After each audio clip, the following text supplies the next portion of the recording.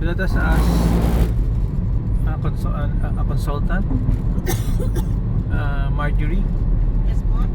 So far, this area has been in a fast trajectory. Yes. So what's your impression on how Ayala is handling this project here in Santa Rosa? We have well planned. It's roads, the circulation, the open spaces, real open spaces. Standard talaga, no? They have a transport hub also. A lot Seamless for the of residents. housing developers are banking on it.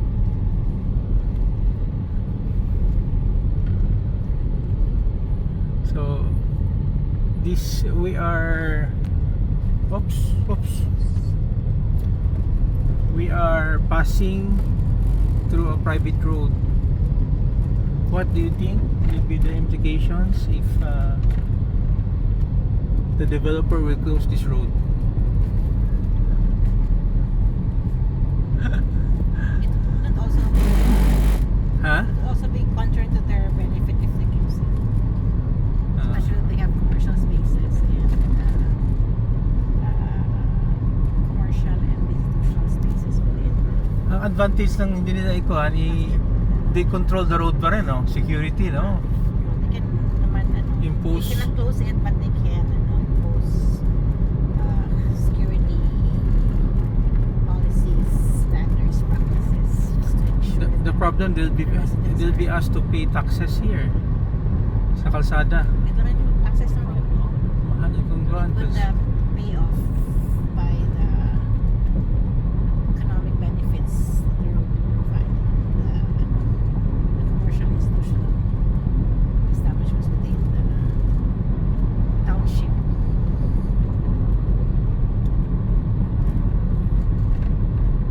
McDonald's. It's outside the outside their area.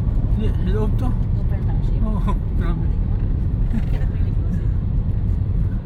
Ay, ito pala, Eton City naman itong sa kabila. Tika din siya Lahat sila may city dito. Kaya nga parang lusot-lusot sila, oh. This is lusutan ba to? Along the provided provincial, municipal, and city roads.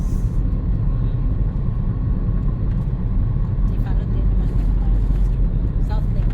This one is South Lake pala to, Eton City. Oh, ganda pala to.